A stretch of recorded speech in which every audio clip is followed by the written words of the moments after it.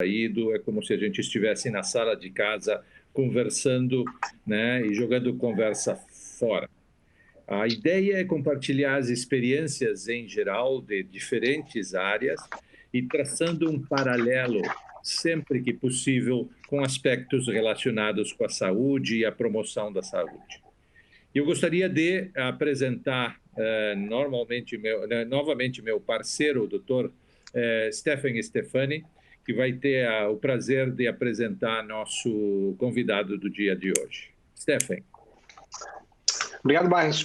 Realmente é um bate-papo, tu definiste muito bem, um bate-papo informal. A gente quer sair um pouco daquele discurso de falar de doença o tempo todo, que aliás é o que a gente faz todo dia, né? A gente acaba falando de doença e tentar falar um pouco mais de saúde.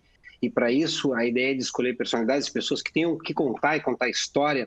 E evidente que as pessoas que a gente escolheu são gaúchos que têm definitivamente história para contar e nos ensinar alguma coisa e compartilhar coisas que possam lembrar as pessoas aí que tem mais coisa além de pandemias e doenças no nosso cardápio.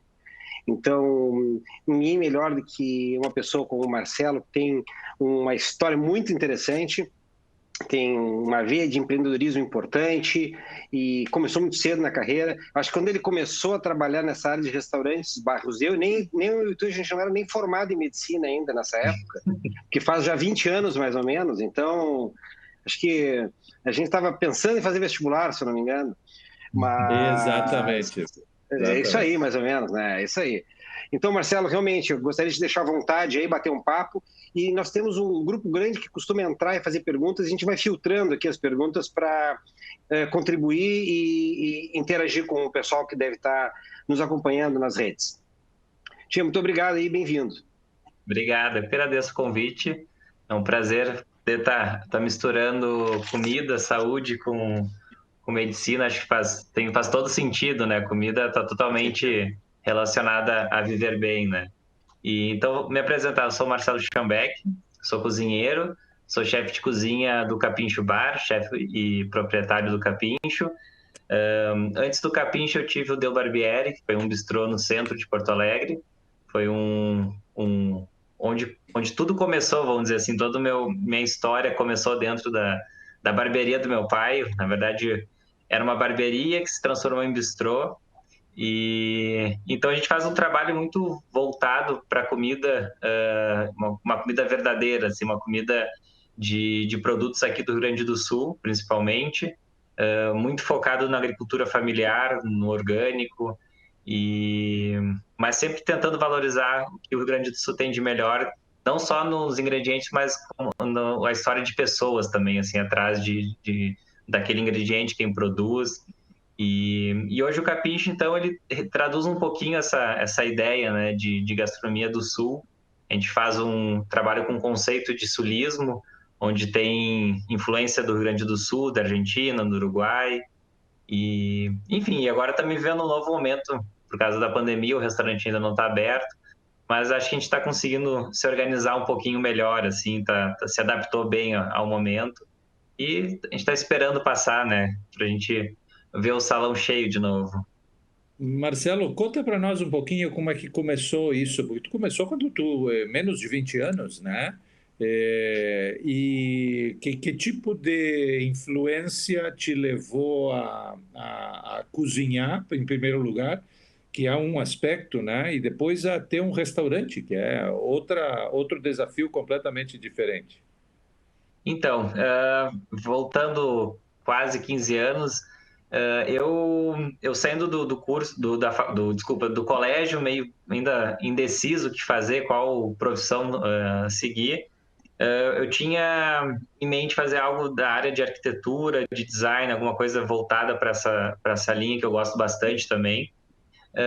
Mas também sempre gostei muito de cozinhar. A minha família mora na zona sul de Porto Alegre e mora em casa, então sempre teve dentro da casa dos meus pais, sempre teve horta, eu tive esse contato com a comida fresca, assim, né? E na rua onde meus pais moram tem uma feira que acontece todo domingo, então essa relação com o alimento fresco sempre teve muito presente, assim. E eu cheguei a prestar vestibular para engenharia de alimentos na URGS, Mas pensando nessa ideia de trabalhar com comida, né? E daí, nesse meio tempo, eu acabei descobrindo que a Unicinos estava abrindo um curso de gastronomia, que foi o primeiro curso, primeira faculdade de gastronomia aqui do Sul. E então eu fiquei super interessado, comecei a pesquisar um pouco mais sobre essa vida de cozinheiro, porque até então eu não tinha nenhuma noção do que era ser cozinheiro profissional. Então eu fiz o vestibular, entrei no curso e daí comecei a entender como era uma vida de cozinheiro, assim, né? Acho que era bem diferente do que a gente imagina, né? Como a gente fantasia vendo o programa, vendo filmes, enfim.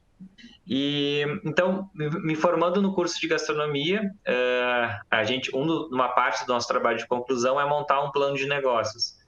Então, eu aproveitei esse momento da faculdade para montar um plano de negócios dentro de um espaço que meu pai tinha no centro de Porto Alegre, que era uma barbearia. Então, a gente fez uma reforma no espaço, diminuiu o espaço da barbearia, como se fosse duas lojas, assim, então ficou um pedaço para a barbearia e um pedaço para o bistrô. E, na verdade, a gente começou como cafeteria, foi entendendo o movimento, entendendo como o almoço tinha potencial bastante grande. Então, a gente começou a fazer almoço uma vez por semana, 2, 3, até se transformar no bistrô, né? E então sempre a comida de feira, né, o ingrediente de feira, essa relação com esse produto fresco sempre esteve muito presente no meu estilo de cozinha, né? Então foi a partir dessas idas às feiras, né, frequentando muito a feira orgânica aqui do Bonfim, da José Bonifácio, que o meu trabalho foi se desenvolvendo, né? Então eu fui cada vez conhecendo mais produtores rurais, fui entendendo muito esse processo de como é cozinhar com um ingrediente fresco, né? Me chama a atenção, Marcelo, que nos últimos anos tem havido uma profusão desses programas, né, e de filme que retratam as coisas da vida de dentro da cozinha, né? Uhum. Ou O cozinha Barros de assiste cozinha. todos, inclusive, né? Assiste Não, todos, que inclusive. assiste todos. E Queria. uma das coisas que me chama a atenção é o estresse. Tá certo? A tensão, a cobrança, é uma coisa absolutamente estressante. Isso é verdadeiro ou é simplesmente show para televisão? Como é que é na Eu acho vida que real no restaurante? é um pouco, não dá para negar. Eu acho que a televisão acaba valorizando muito isso, acaba pegando esse lado que realmente faz com que o espectador acho que fique mais tempo interessado, mais tempo convivendo com aquele programa. Existe uma escola europeia que é muito parecida com isso, assim, que é essa coisa do trabalhar até ficar exausto, uma cobrança muito mais forte.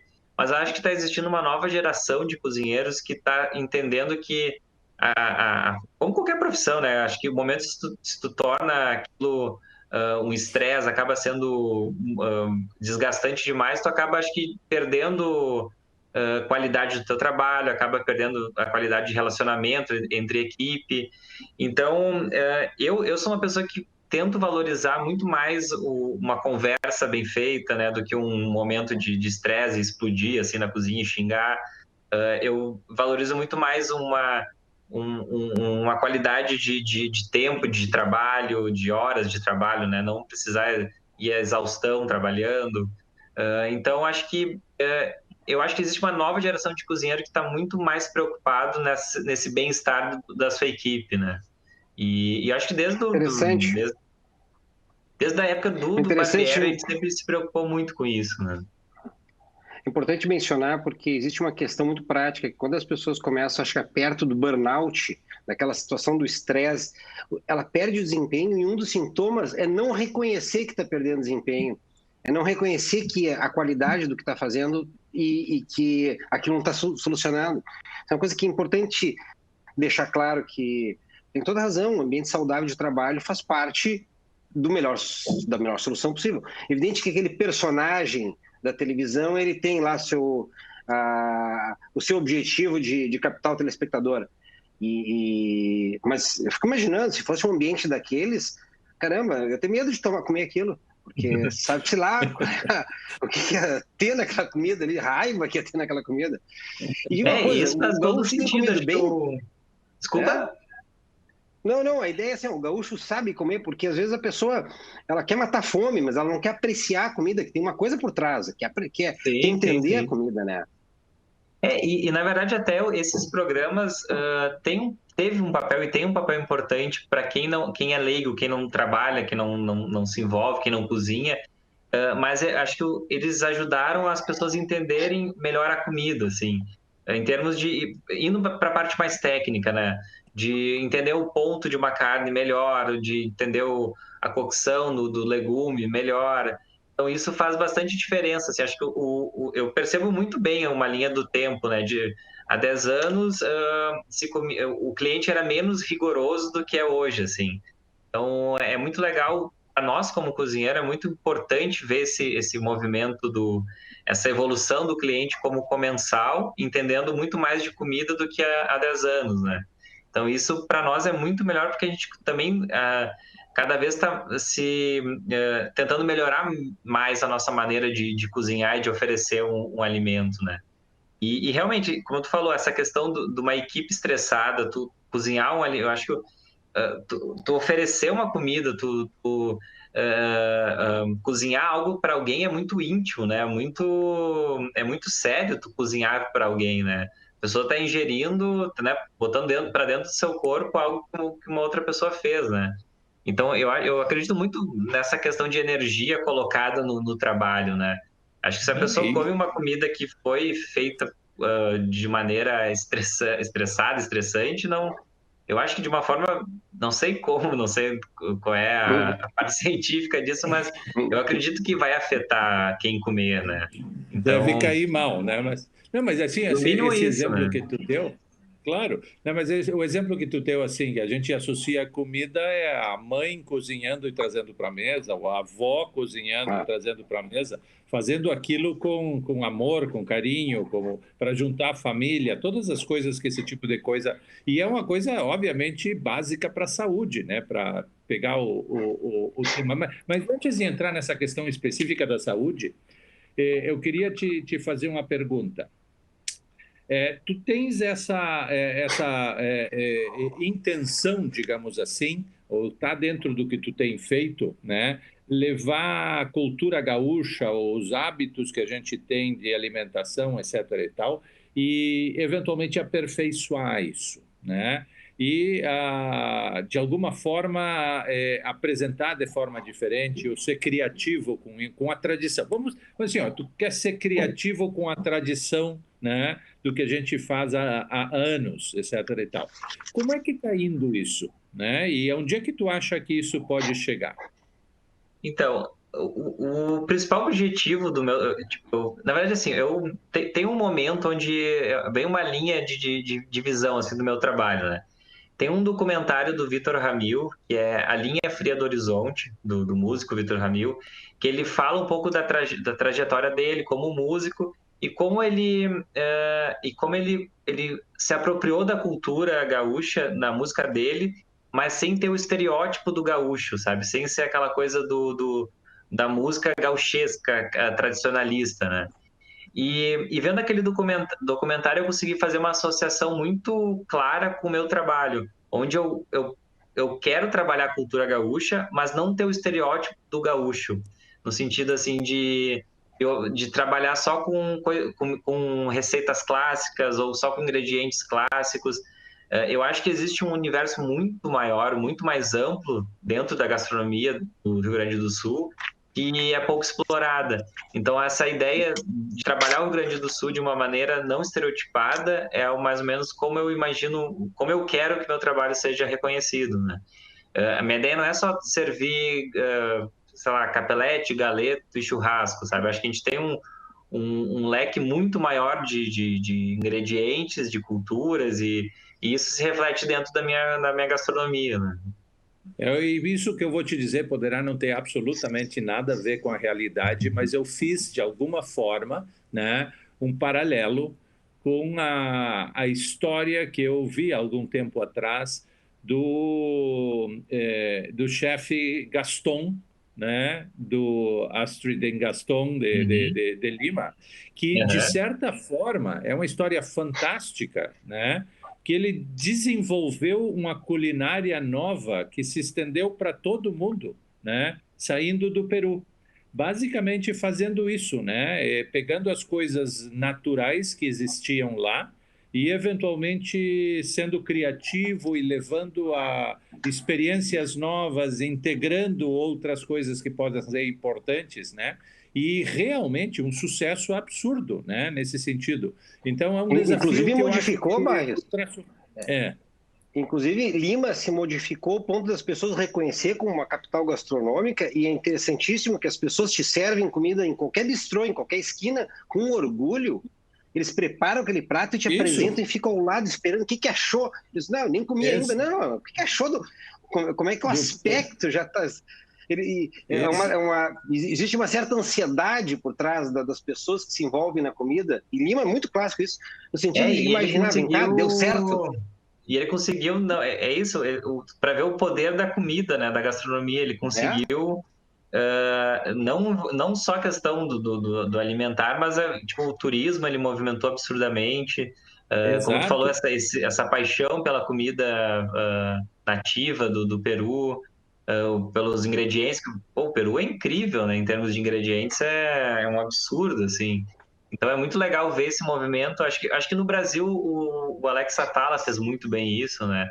A gente vê essa geração pós Alex Atala, para mim um exemplo muito claro, assim, na época que eu fiz a faculdade, não se falava muito de comida brasileira dentro do curso, né? Hoje, conhecendo e participando de algumas avaliações da Unicinos, hoje a gastronomia brasileira está totalmente inserida no currículo, né, do curso. E muito mais do que uma gastronomia mundial, assim, acho que hoje o Brasil e o Rio Grande do Sul, no caso, é muito bem falado dentro do curso, né? Então é Então, legal assim, ver que o Brasil Marcelo, também está participando.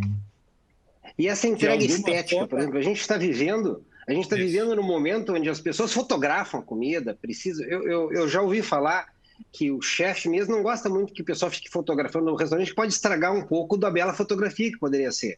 Olhando o teu Instagram, por exemplo, eu convido aí, se ele é aberto, eu convido o pessoal a ver, dá literalmente água na boca. Mas ela é uma foto bem feita, bem produzida, portanto, ela valoriza aquilo que a gente está vendo.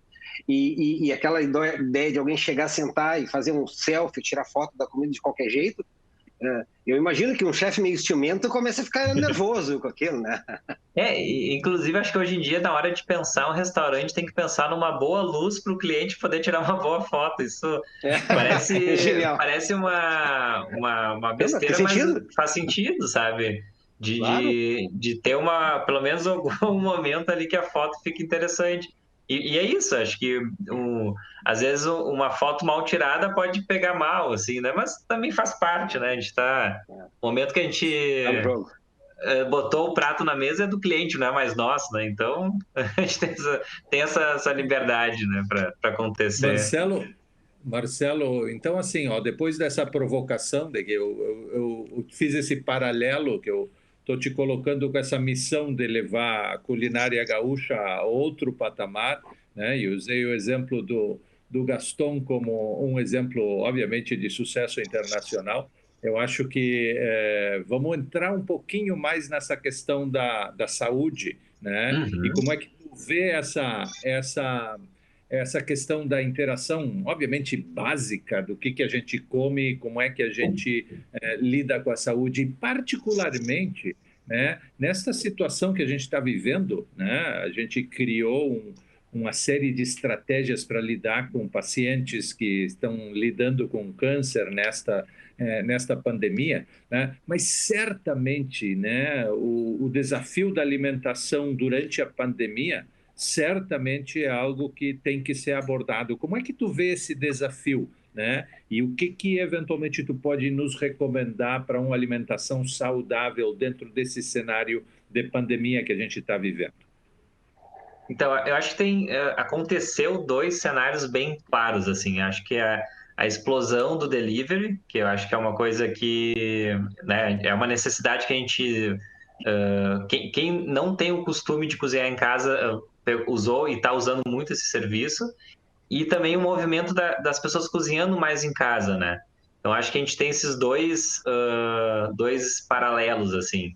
E, enfim, acho que indo focando mais nas pessoas que estão cozinhando em casa, eu acho que isso provocou muito mais essa alimentação, se alimentar melhor através de cozinhar em casa, né? Eu acho que quando tu consegue cozinhar, consegue ter tempo de cozinhar algo para ti, para a família, enfim, tu começa a prestar muito mais atenção no ato de comer, assim. Eu acho que quando tu recebe um delivery em casa, por exemplo, às vezes tu nem observa direito o que tu tá comendo, tu pega, abre o saquinho, senta na frente da televisão e começa a comer, né? E se tu cozinha, tu já começa a ter esse cuidado maior. Tu vai sentado, talvez tu senta numa mesa melhor posta, tu consegue parar naquele momento para se alimentar. Então tu vai comer com mais calma, tu Desacelerar. vai... É. Isso. Desacelerar, aproveitar um pouco. Isso faz parte de saúde, saúde não é botar comida para dentro, saúde é criar um ambiente que tu consiga transformar aquilo, alimentação, evidentemente bem balanceada, numa geladeira que dê orgulho aos nutricionistas, assim, que tu enxerga de tudo que deve ter, mas ao mesmo tempo dar uma parada, interagir, conversar com a família. Muito bem colocado. Então eu acho que é isso. Existe, então, tem a pessoa que talvez se adaptou melhor ao delivery, e tem a pessoa. Mas eu escuto bastante relato das pessoas que estão cozinhando em casa e começaram a cozinhar muito mais, assim. E acho que o Instagram é um bom termômetro para isso. Claro, às vezes a gente fica muito numa bolha, né, por estar pelos seguidores nossos, por amigos, enfim. Mas eu percebi muito isso, assim, que as pessoas estão cozinhando e estão falando muito mais do que tá cozinhando. Eu vejo muitos chefs fazendo lives e ensinando algumas receitas, não de restaurante, mas receitas mais caseiras e compartilhando nessas técnicas. Então, acho que nessa forma as pessoas estão conseguindo comer melhor através do ato de cozinhar em casa, né? Não só E ficar Marcelo, dependendo de... Oi. eu tenho uma curiosidade, assim, no teu dia a dia, então, evidente que tu não vai fazer um prato especial e espetacular no dia a dia, no café da manhã, almoço e janta, não dá. Até porque tem as crianças. Como é que tu concilia essa questão assim com os filhos e eles têm que comer bem, mas ao mesmo tempo ter uma comida saudável? Eu imagino que deve ser é, é uma balança todo dia, assim. Tem que comer o vegetal, mas também as crianças querem comer sorvete um dia. E como é que tu lida aí com a criançada? Então, eu cozinho bastante em casa, é algo que eu realmente gosto de fazer. E cozinhar, principalmente para Flávia, para o Ian, a Lina ainda não. Mas a Lina se alimenta através A do Lina, leite da Flávia, mas a eu acho Lina que ela come o que a Flávia comer. isso. Mas eu acho que isso faz traz um bem-estar muito bom, assim, né? E a gente sempre teve sempre teve e tem um hábito de comer bem em casa, assim. A gente tem uma variedade de legumes, a gente gosta muito de integrais, então a gente usa arroz integral da feirinha, a gente usa legumes da feira.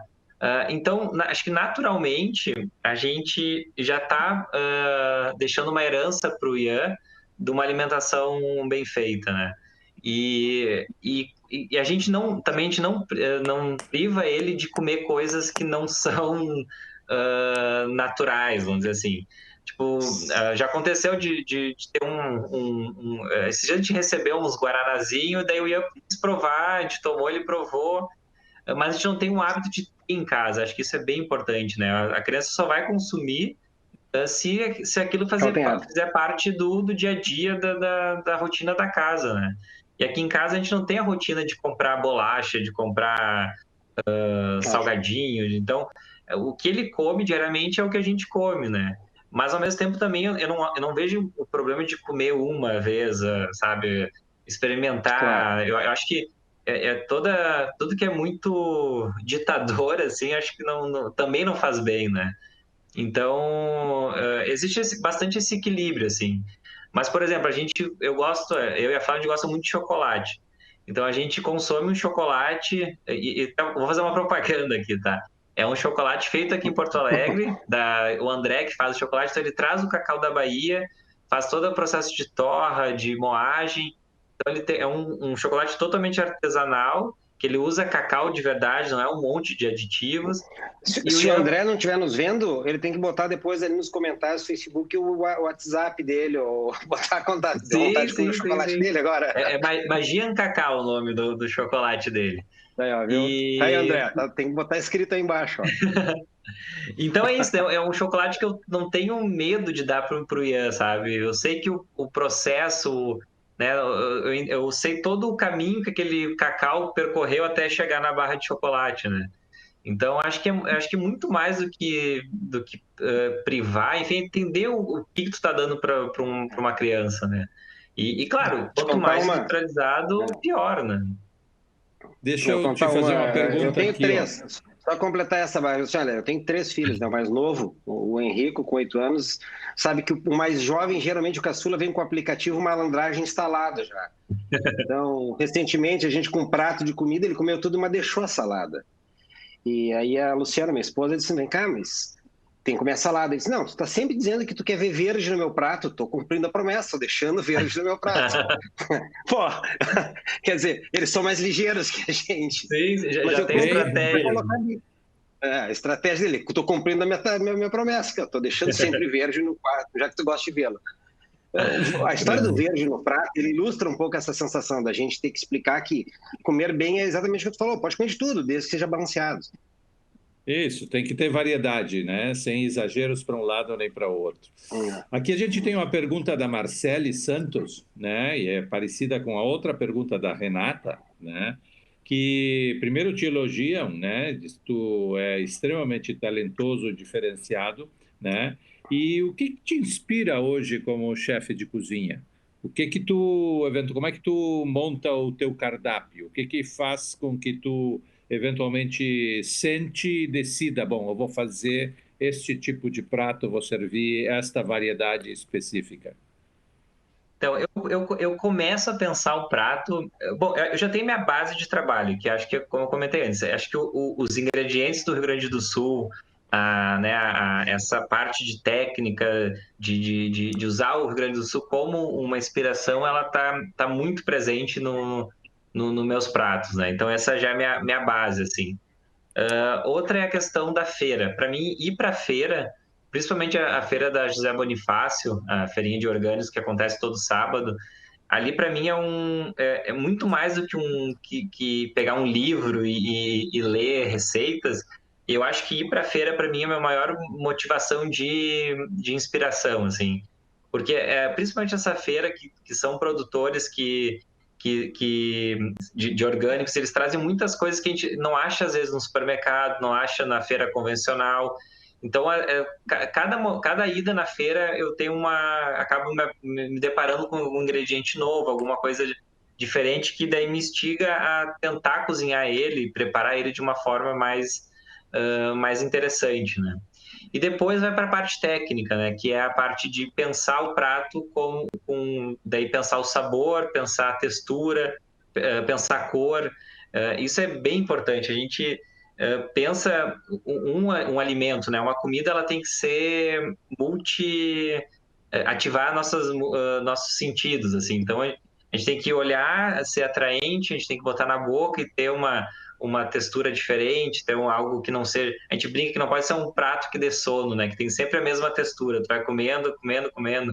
Então a gente pensa de ter um alimento mais cozido, outro menos cozido, um mais crocante, outro mais macio. Então todas essas texturas fazem com que a gente entregue um prato mais interessante, né? E por fim, a parte do paladar, né? Tem que ser uma coisa que também coloque na boca e tu consiga ter acho que é aquele filme do Ratatouille, onde o ratinho começa a ver as sensações dele é transmitida através de cores, né? De explosões. Faz todo sentido, assim. Acho que é mais ou menos essa ideia que a gente tenta explorar no nosso prato, né? Mas é isso, acho que começa com a parte do Rio Grande do Sul como uma base de trabalho, passa para os ingredientes, para a escolha dos ingredientes, né, ir para a feira e depois pensar o prato mais tecnicamente, né, a parte mais que é do cozinheiro mais profissional, dessa parte de tentar entregar um prato mais interessante, né? Deixa eu te E sabe perguntar que tem mais uma uma questão coisa. da... Fala, Não, só Sérgio. estou dizendo uma questão da relação também que existe com a instituição. Por exemplo, as pessoas acabam se afeiçoando ao lugar, se afeiçoando à sua cadeira, ao seu canto, ao seu momento de comer. Isso acontece na medicina também. A gente vê os pacientes que dizem, olha, eles se sentem no compromisso de caprichar na sua dieta. E para nós, especificamente, em algumas áreas de câncer, perder peso, ficar no peso correto, se alimentar adequadamente, precocemente, modifica prognóstico. Quer dizer, aumenta a chance de curar pacientes em várias situações dessas. E o contrário é verdadeiro, quando o paciente não presta atenção nisso, eu posso comprometer chances de cura e piorar prognóstico. E os pacientes sentem, por exemplo, a Maíra, que ela está nos ouvindo aqui, está te elogiando o restaurante. Os pacientes, eles ficam com medo de não ir nela e decepcioná-la, entende? E essa questão também, a relação ela é muito mais complexa do que simplesmente a comida, evidente. Vocês também planejam essa questão, tu mencionaste que a luz, o cara tirar foto, mas a experiência de gastronomia, ela envolve tu trazer um arquiteto que entenda do assunto, envolve tu compartilhar experiências. E como é que tu busca essas coisas, essas inspirações? Então, eu sou uma pessoa, eu gosto muito de muitas coisas, eu não sou eu não gosto só de gastronomia, né? Como eu comentei no início, eu gosto muito de arquitetura, eu gosto muito de design, eu gosto muito de natureza, eu gosto de estar perto da natureza. Então, acho que todos esses elementos acabam se misturando e isso se reflete dentro do restaurante, né? Eu acho que hoje pensar um restaurante é muito, como tu falou, é pensar uma experiência para o cliente, né?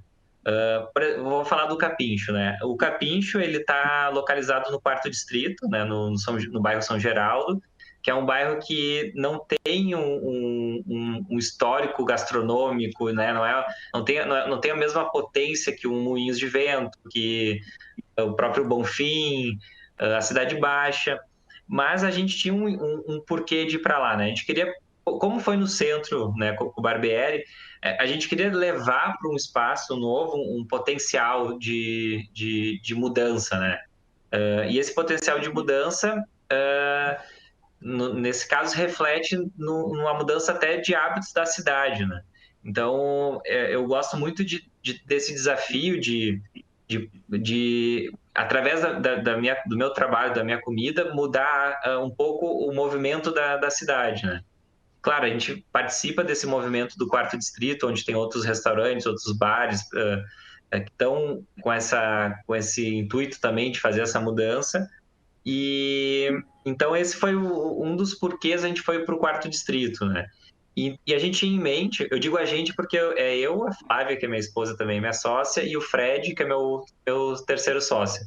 Cada um cuida mais ou menos de uma parte, né? Eu cuido da comida, o Fred cuida da parte de bar, e a Flávia cuida da comunicação e dos vinhos. Então a gente tinha essa ideia então, do Quarto Distrito, a gente queria que fosse um lugar que fosse de esquina. A gente acho que a esquina tem um potencial diferente do que um imóvel no meio da quadra. Acho que ela se torna muito mais interessante pelas vias, né? Onde está vindo, dependendo do. Tem 4 vias, vamos dizer assim, né? Para chegar no restaurante. Tem uma referência de alguns restaurantes de Buenos Aires que a gente gosta, então essa coisa da esquina, da rua. E daí tinha que também ser um lugar que tivesse uma cara de galpão, que tivesse um pé direito alto. Então a gente foi justamente juntou todas essas partes para pensar no negócio. A gente não simplesmente entrou dentro da sala e fez o restaurante, né? Então a gente já tinha uns pré-requisitos até conseguir esse imóvel, né? E daí dentro foi um pouquinho dessas influências que eu comentei. Então é um lugar que tem bastante planta dentro do restaurante, tem um apelo arquitetônico bem interessante. A gente teve todo o cuidado de escolher as mesas, as cadeiras. Então, toda essa experiência do cliente começa indo para o Quarto Distrito, né? Acho que isso que é interessante, né?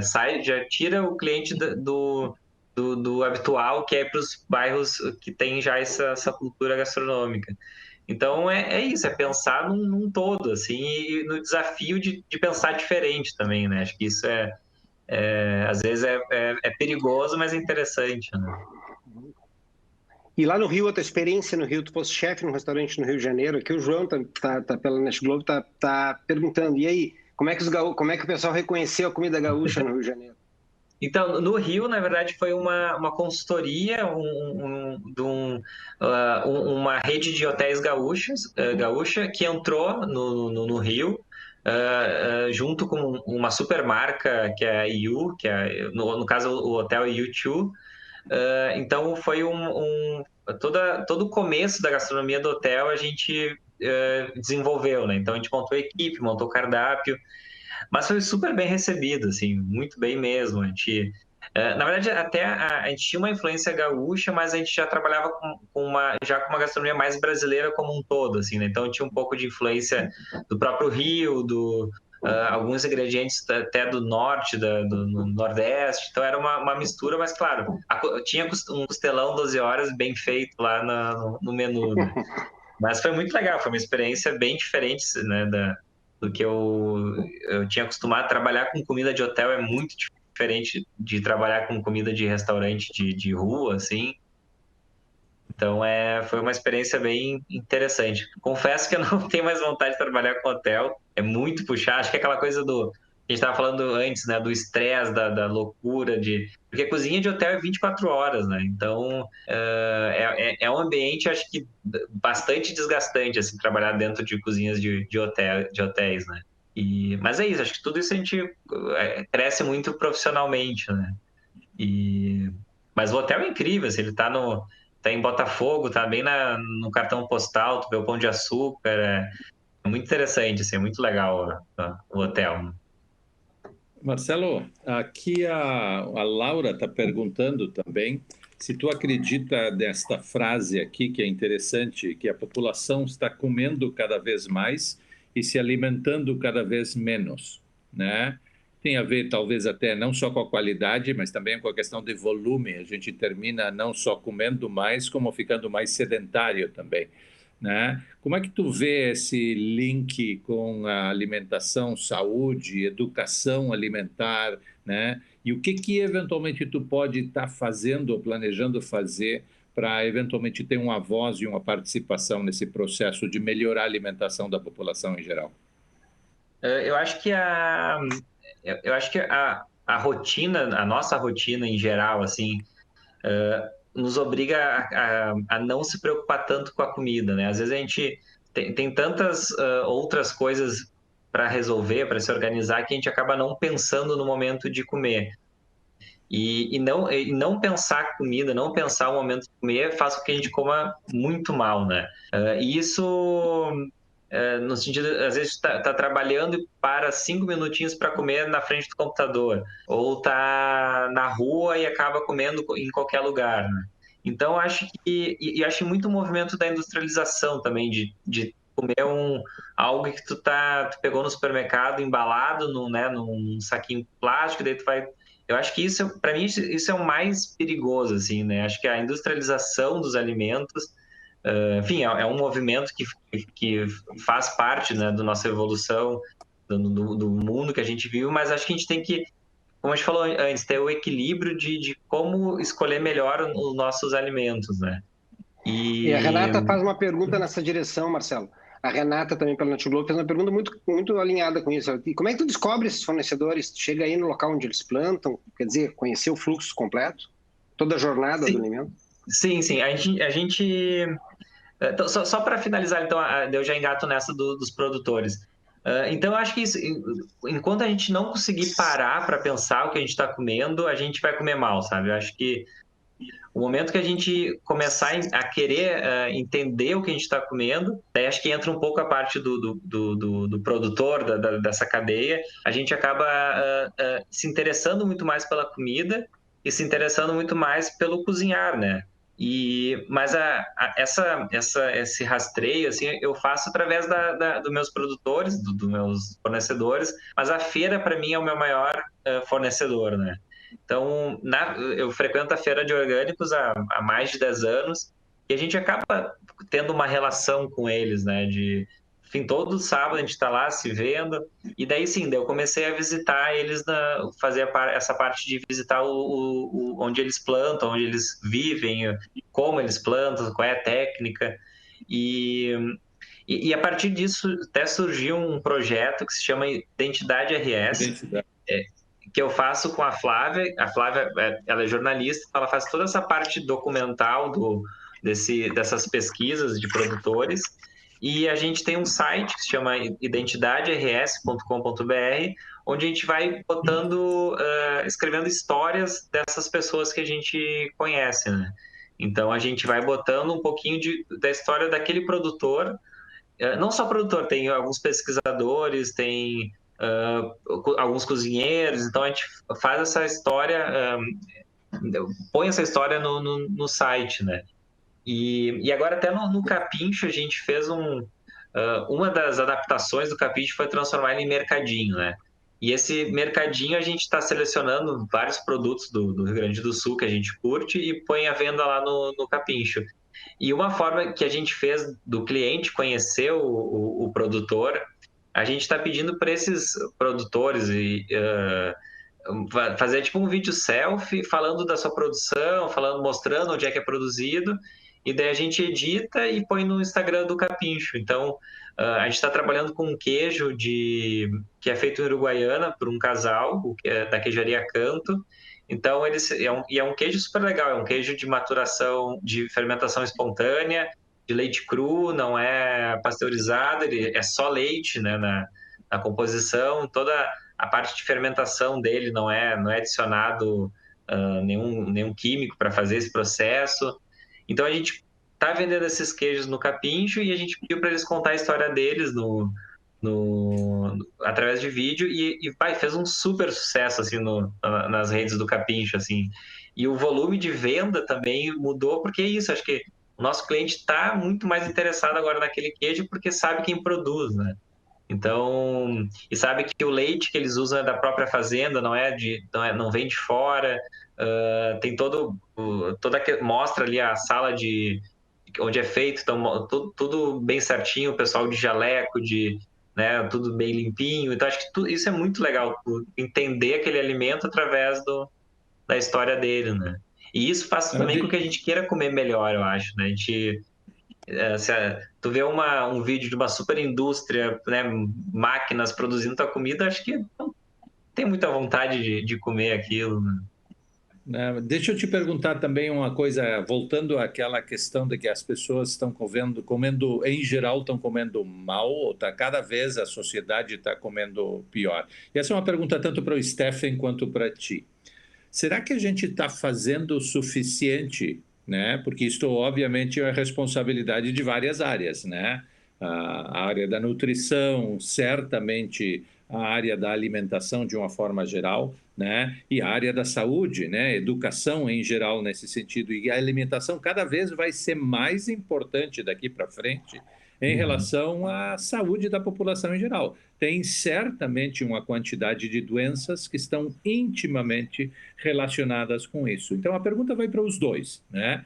Será que a gente está fazendo o suficiente? E se não estiver, o que a gente tem que fazer melhor para educar a população de uma maneira mais eficaz, melhor, para eventualmente ter um impacto? Porque, obviamente, essas coisas têm impacto não imediato, né? Essas coisas têm impacto ao longo dos anos, né? O que tu acha? Eu acho que a gente falar principalmente desse movimento, falar de alimentação para a população é um ato totalmente político, né?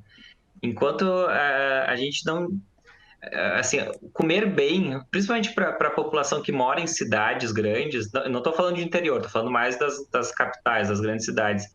É caro comer bem, sabe?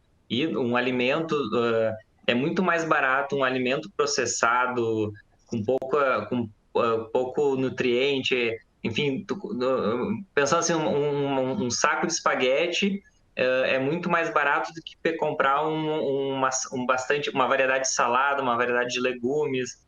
Então, acho que enquanto a gente não tem informação suficiente e ter políticas para alimentação mais da massa, não só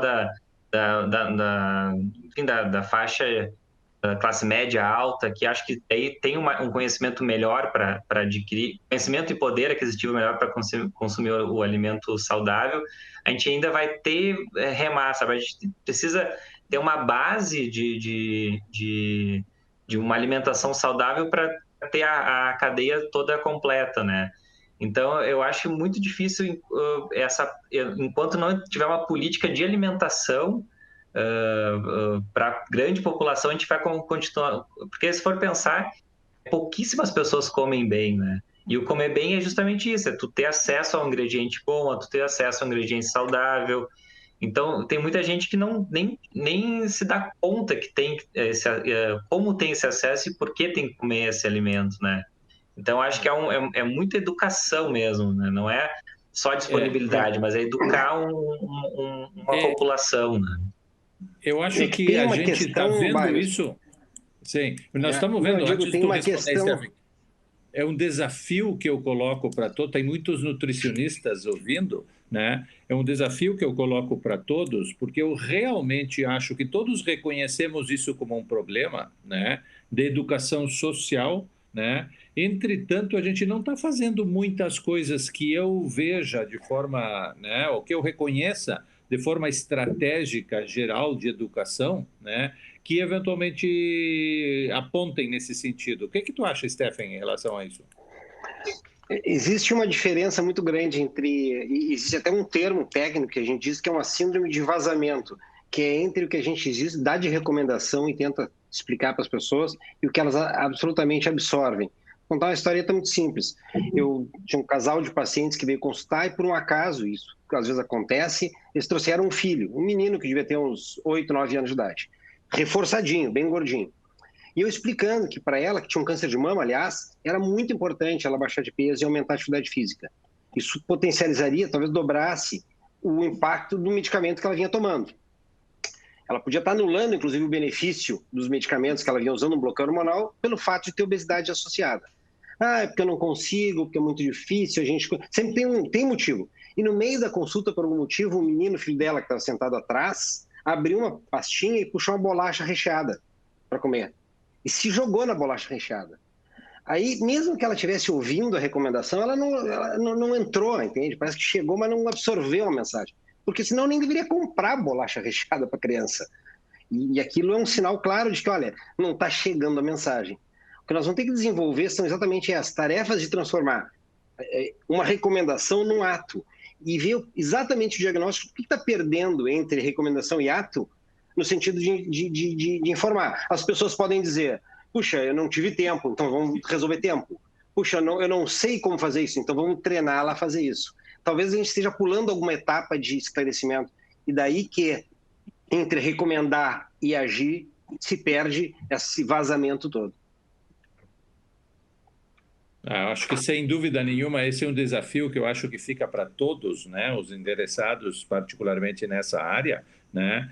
E certamente isso que tu chama é educação. Educação não é só transmitir a informação, mas como se responsabilidade que exista uma ação lá no final que eventualmente mude o comportamento da pessoa. Aí tu chama que tu está educando a população.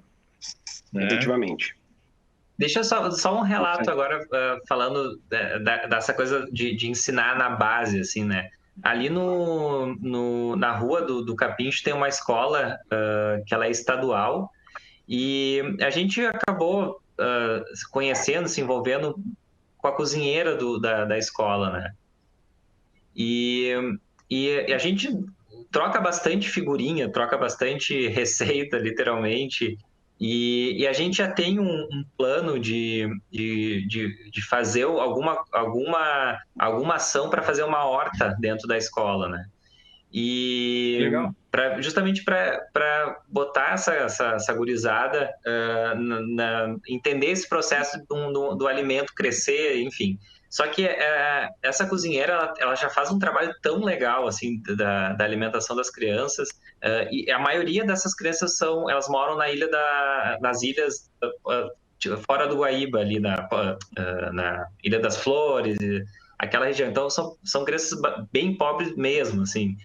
E é muito legal ver o trabalho que ela vem fazendo com essas crianças de alimentação, assim. Então, tu vê a variedade de legumes, de folhas, e todo o esforço que ela tem para conseguir alimentar essas crianças, né? Então, acho que é isso, essas pequenas ações que fazem com que construa um comensal de comida saudável, né? Daí, claro, e ela me relatava muito isso, que às vezes era a única refeição que aquela criança estava fazendo no dia dela, né? Então, tu vê o quanto é importante ter essa base para realmente depois ela conseguir se alimentar bem, né? E é muito legal que a gente diariamente tá com eles ali nessa escola, né? E definitivamente eu acho que essa provavelmente seja a estratégia mais importante, começar, né, nas crianças, né? E essa é uma educação que serve para toda a vida, né? Então, do ponto de vista prático, é por ali provavelmente que é mais fácil do que pegar uma pessoa de 40, 50 anos e tentar mudar os hábitos alimentares. E a gente sabe, os nutricionistas que estão ouvindo, né, também sabem como isso é e pode ser difícil, né? Então, eu acho que essa experiência nas escolas certamente é a melhor estratégia, só que a gente tem que fazer mais, né? Nós temos, de alguma forma, divulgar isso e fazer com que isso se replique, né, dentro de um programa de alimentação que seja mais saudável do que a gente faz hoje em dia. Com certeza. Muito bem, eu acho que, Marcos, por mim, a gente ficava conversando aqui até entraria o jantar de todo mundo adentro, assim, batendo papo, mas a gente tem um compromisso com o horário aí, também não podemos ocupar o tempo do Marcelo o tempo todo, e acho que tu colocou muito bem, quando a gente começar a focar nas crianças que são mais inteligentes que nós, né, é uma geração que, muito mais rápido, eu vejo pelos meus filhos, assim, na idade deles eu estava comendo reboco de parede, e eles já conhecem o negócio muito mais rápido, então... E ter a capacidade, de novo, de reproduzir, de nos educar, inclusive, para tirar maus hábitos que a gente adquiriu porque não sabia, porque não identificava, isso não era comentado. Hoje eu posso reconhecer o que é uma boa comida, o que é uma coisa saudável e esse equilíbrio entre não exagerar nem numa ponta nem na outra. Eu só tenho que agradecer, Marcelo, eu acho que foi muito bacana. Passou muito rápido, na verdade. Sim, foi uma hora, a gente nem percebeu mesmo. A gente nem percebeu, foi uma delícia. Deu uma delícia, literalmente uma delícia. Literalmente. Com perdão do trocadilho, mas foi uma delícia. E eu espero contar contigo novamente em algum outro momento, a gente voltar para o tema, que eu não tenho dúvida nenhuma que o pessoal, eu estou vendo aqui pelas manifestações nas redes, que elogiam e estão gostando muito e querem te ver de novo aí. Com certeza, isso é um prazer. Eu adoro. Quando abrir o capincho, com certeza, tá bom? Vamos lá, vamos combinar de novo. Grande abraço, Marcelo. Muitíssimo obrigado. Valeu, hein? Eu agradeço. Até mais. Muito obrigado, até a próxima. Marcelo. Valeu mesmo. Até a próxima aí. Até.